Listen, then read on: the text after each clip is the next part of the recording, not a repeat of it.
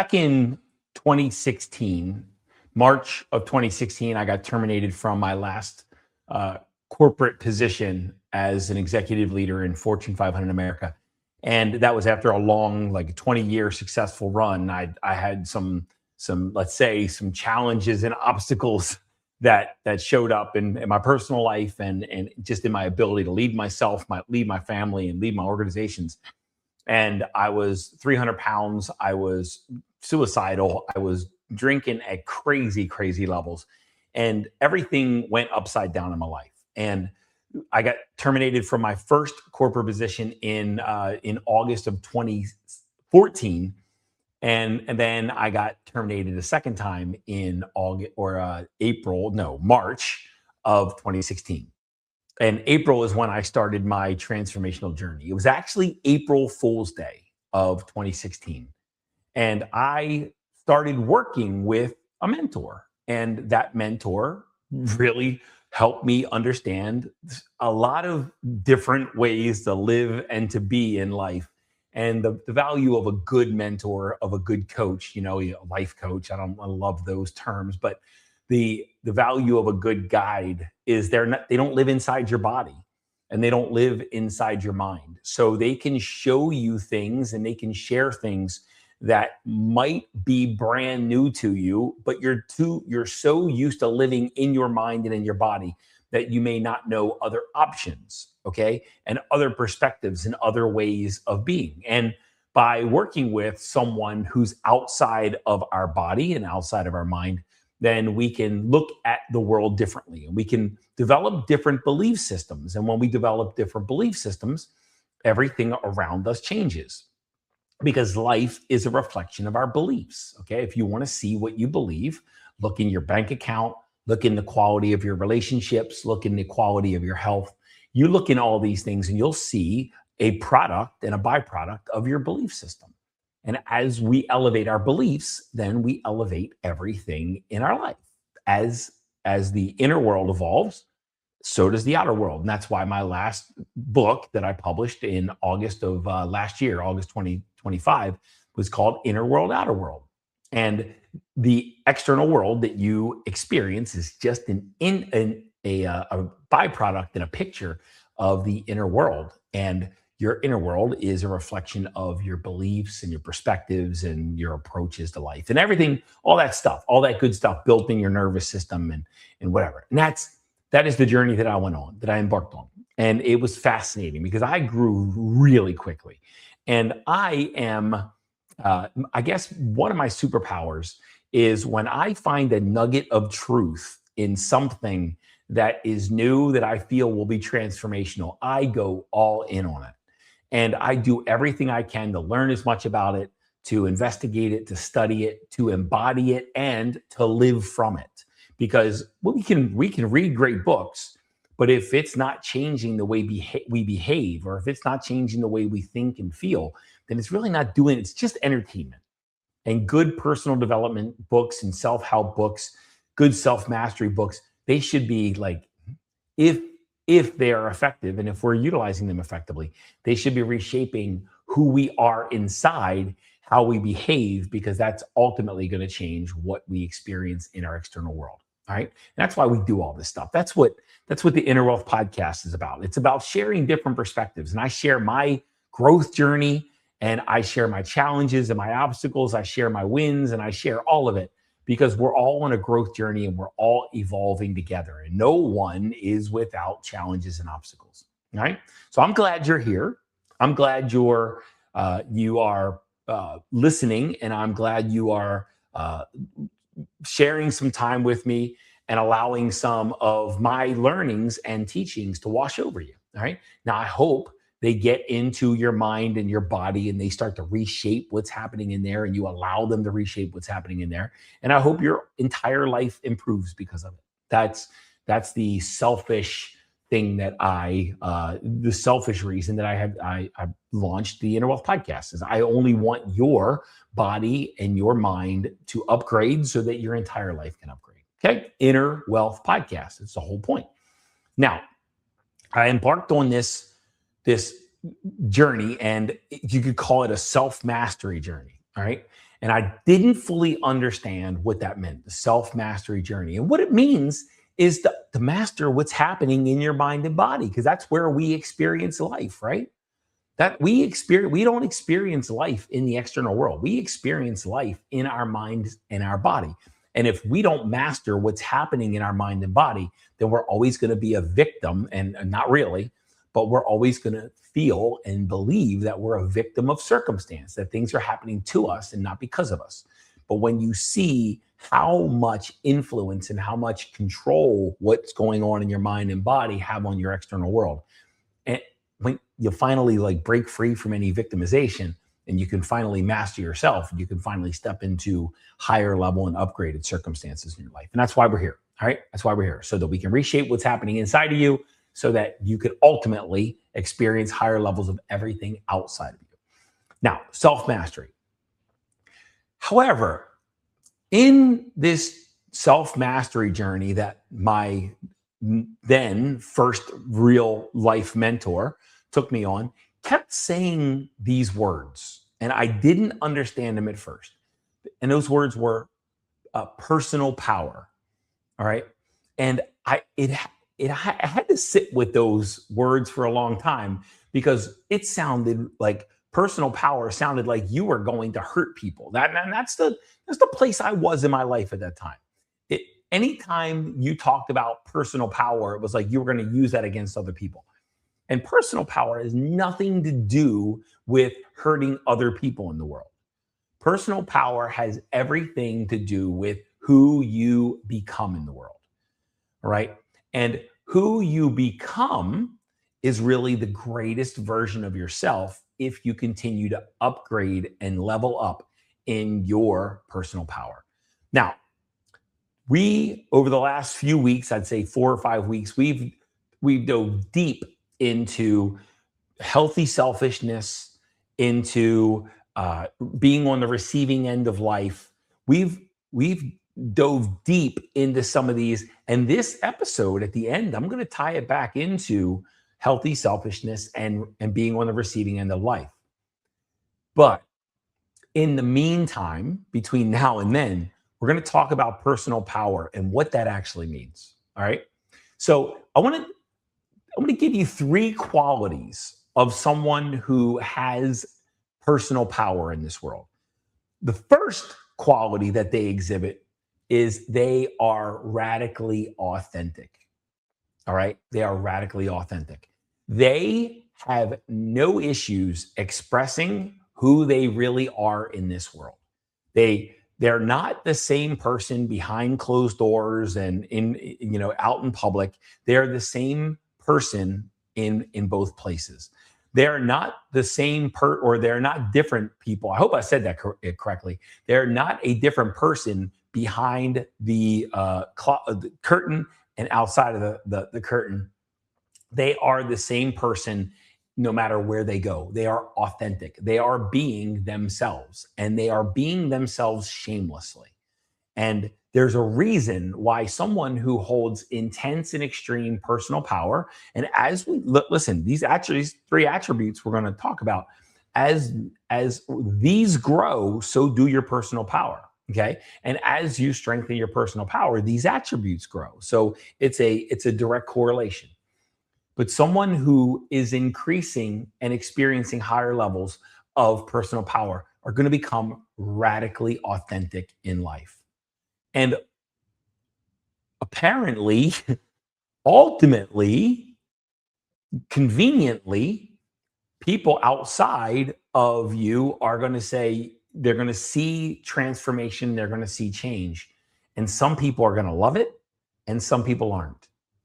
It doesn't mean you shouldn't embark on the journey of personal power and authenticity. It just means that as you step into a higher version of yourself, you're going to transform, and so will the dynamic of the relationships that you experience.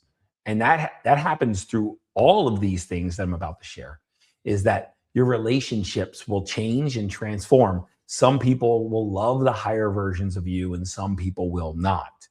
And you must be willing to allow the people who are like in love with the journey that you're on to lean in And you must allow the people that only love the current version of you, that don't want the new version, you must allow those people to peel away. All right. So authenticity is required, and authenticity has been a theme in my life. I remember sitting down in my first day of ninth grade, and I sat down next to a fellow named Rich. And I've told the story of Rich before, and this guy was the most comfortable person in his own skin that I had ever experienced, and I had never felt that before. I never felt what true authenticity was. And Rich was very, very comfortable in his own skin and loved who he was and expressed it freely. And the people, like, there were the heavy metal people, there were the punks, there were the whites, the white folks, there were the black folks, there was the smart kids, there were the not smart kids. Everybody loved Rich. He was just himself all the time, and everybody admires that. So a very important quality, and the first quality of personal power, is authenticity. The second is self-trust, extreme self-trust.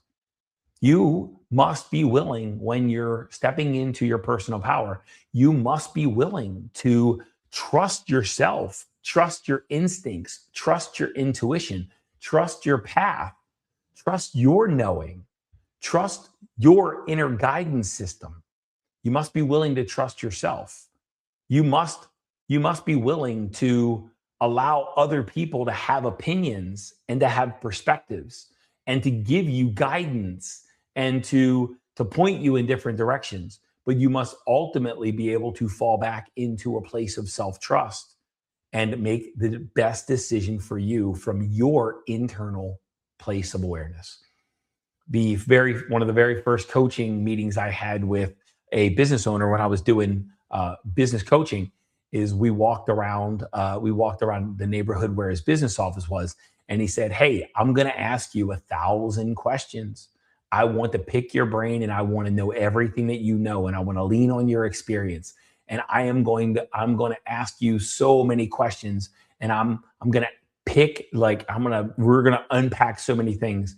But please understand, 999 times out of 1,000, I'm probably not going to go in a direction that you guide or you advise, because ultimately I'm picking your brain so I can make the best decision for me, not to just listen to somebody that is giving me guidance."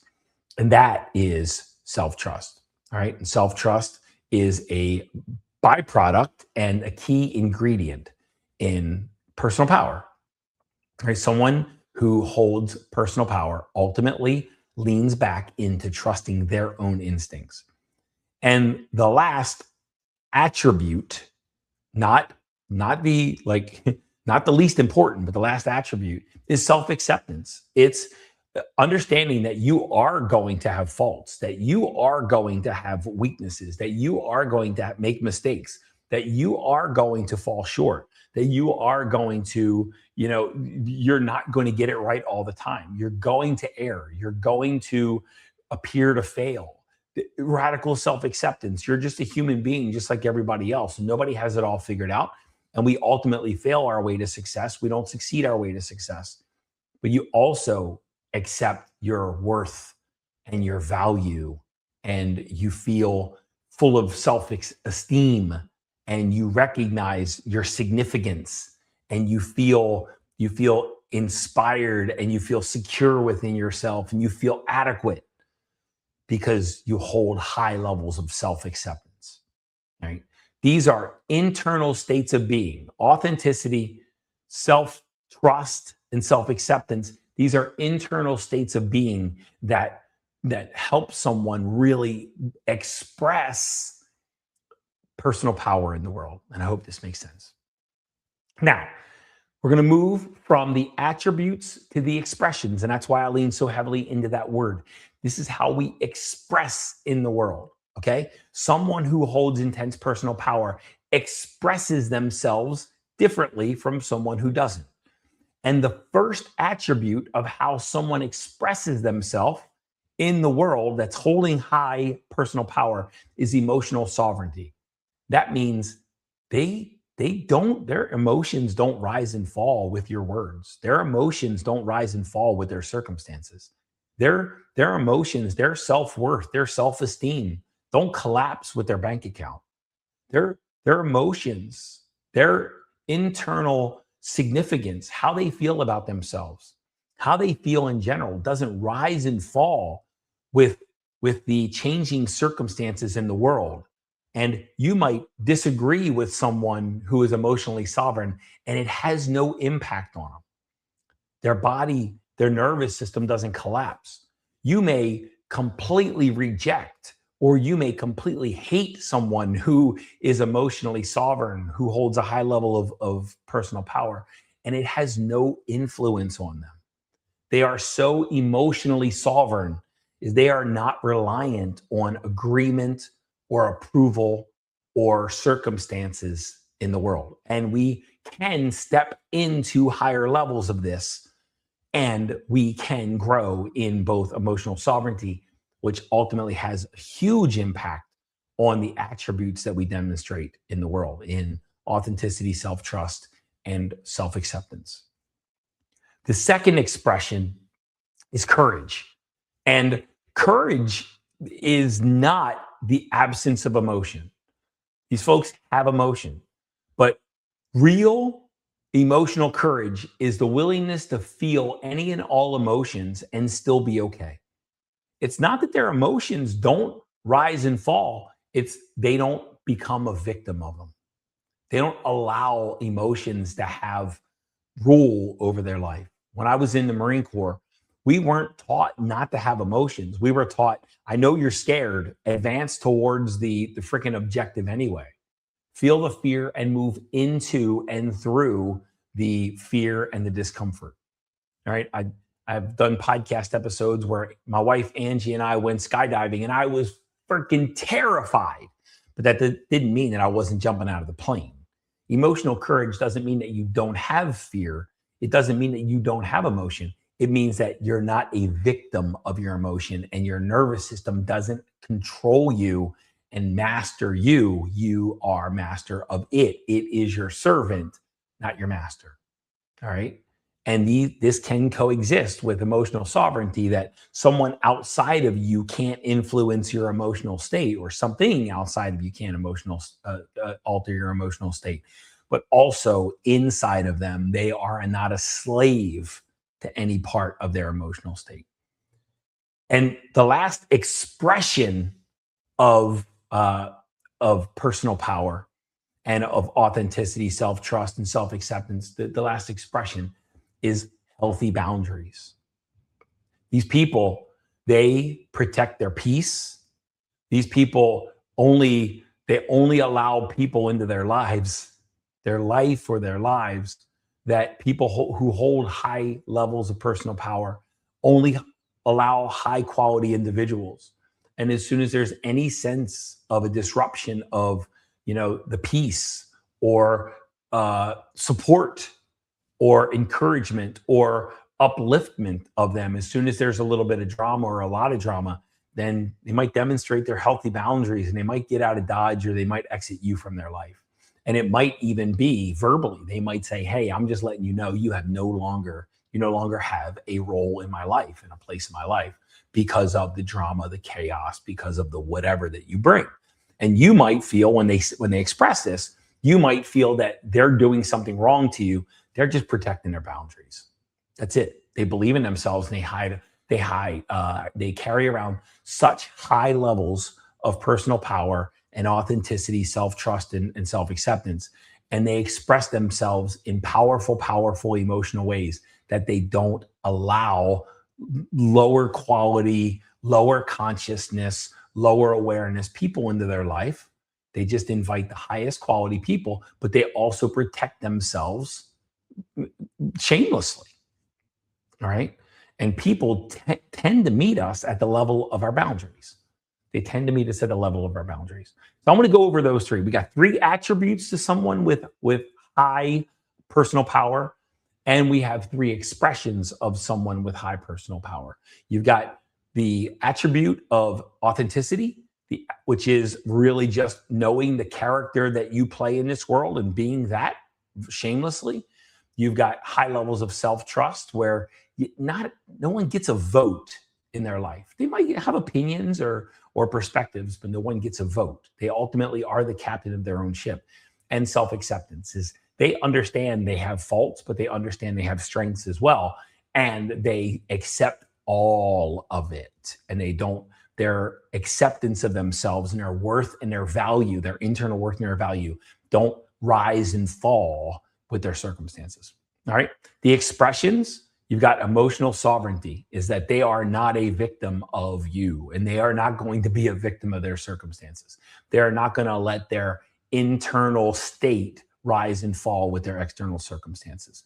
You've got emotional courage, right? Courage. You got the willingness and the ability to feel any and all emotions and still be stable and still be powerful in the world. Still say what needs to be said and still do what needs to be done in order for them to live the highest quality life.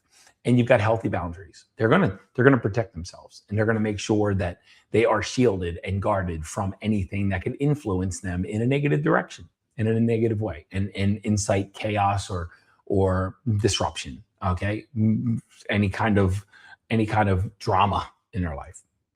Hope that makes sense. All right. Now, early on, I said I was going to bring this back to healthy selfishness and receiving, is because when I first heard about personal power, that sounded selfish as fuck to me. Like when it was being explained, and it wasn't explained, I articulated it. I articulated that concept much more clearly than I understood. And it was articulated to me because I've understood it over the course of 10 years.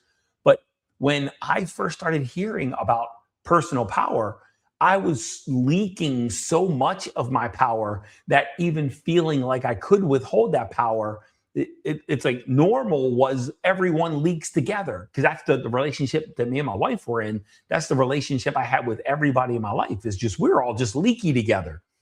And the prospect of even not leaking while other people were leaking just felt selfish to me.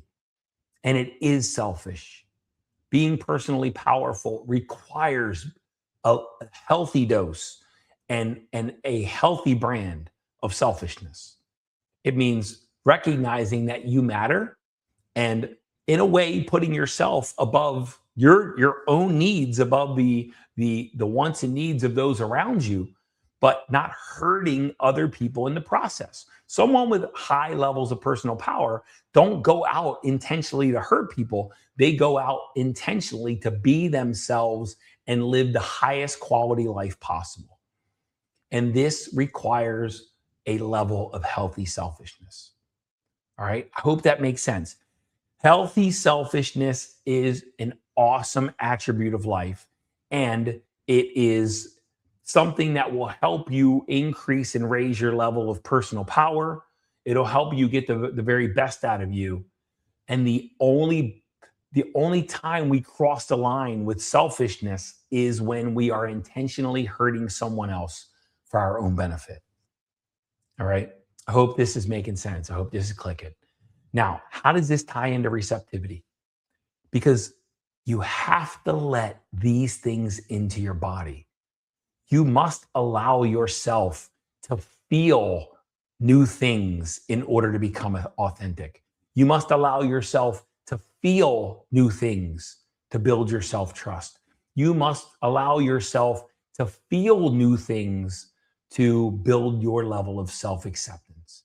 You must feel new things to release and to let go of some of the things that would keep you from being emotionally sovereign. You must feel and receive new things to allow yourself to step into a higher level of courage. And you must feel and receive and allow yourself to be in the state of the emotions of having healthy boundaries before your internal state can rewire itself around it. You must feel belief in yourself, maybe before mentally you believe in yourself, or maybe before the evidence around you suggests that you have boundaries or that you are powerful. You must think something different and feel something different, which ultimately, when you think something different, you can allow yourself, you can raise the level of what you feel in your body to correspond with that new thought.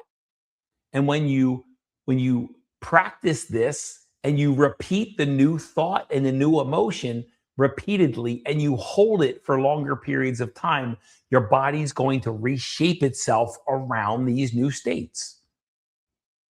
My first book was titled The Imposter in Charge. When I was booted, when I was in corporate, and one of the reasons I got booted from corporate is because I felt like an imposter. I felt like a fraud. I was completely out of control. I held no personal power. I didn't believe in myself at all. I didn't have any self-trust. I didn't have any self-acceptance. And that's what created, I didn't even know who I was. That's what created the imposter syndrome. And I was leaking everywhere. And when I started the process of self-mastery and I started the process of personal power and building personal power, I had to think different things, think things at a higher level than I ever had about myself, which was radically uncomfortable. And I had to feel things. I got to feel things at a higher level than I had ever felt. And ultimately, my body didn't want to think and feel those things. They rejected it because your nervous system has one goal and one goal only, and that's to keep you alive. It tries to keep you alive by keeping you in familiar circumstances. And it tries to keep you in familiar circumstances because it knows how to keep you alive there. It's proven that it's been able to keep you alive there. So when you think you are a piece of shit and you feel like a piece of shit, your body's going to reject thinking some higher thought, and your body's going to reject feeling some higher level of emotion about yourself. And all that is the nervous system trying to protect you from the threat that it sees, the unreal threat that it sees from this new circumstance and this new thing that's happening within your body. But if you repeat that often and you hold it for longer states, ultimately your body will rewire around it because that will become your new normal. But you must be willing to receive the newness into your body before any of that can happen. Nothing outside of you can do that. You can't achieve this. You can't accumulate this. You can't accomplish this. No one can give it to you. No one can gift it to you. No one can bless you with this. This is something you must receive in your mind and body. It's a proactive activity.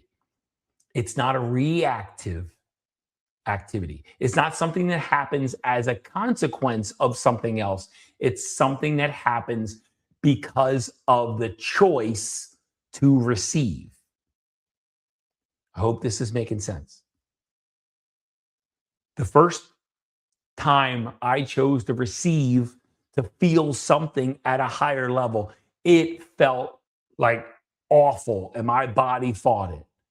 And repeated over time, my body began to accept it at higher levels, and it continued to accept it at higher levels until it came the new normal and became the new baseline from which I operated in all dimensions.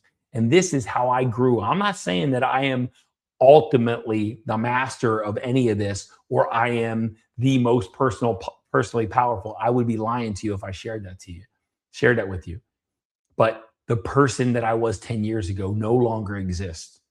Personal power has increased because my authenticity has increased, my self-trust has increased, my self-acceptance has increased. I'm more emotionally sovereign. I have more emotional courage, and my boundaries are stronger than they've ever been.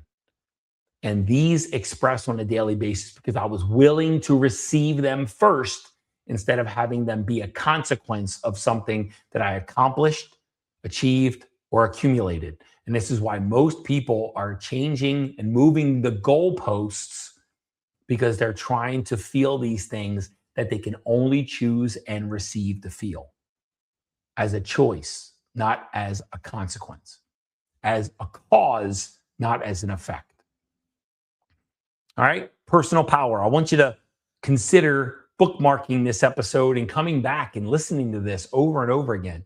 And if you're ever ready to embark on that self mastery journey, if you're ever ready to level up in your personal power, you must be willing to choose and receive. And if you'd love support in your journey of choosing and receiving higher levels of internal quality of life, which will ultimately reshape your external quality of life, I'm right here. I'm just waiting to hear that you're ready for support. Email me, text me, call me, whatever it takes to get in touch. On my website, innerwealthglobal.com, there's a form to fill out. I'll receive that. I'll be in touch. All right. If you're ready for support, you're ready to level up in your personal power, ready to level up in how you feel about yourself and how others perceive you, I'm right here.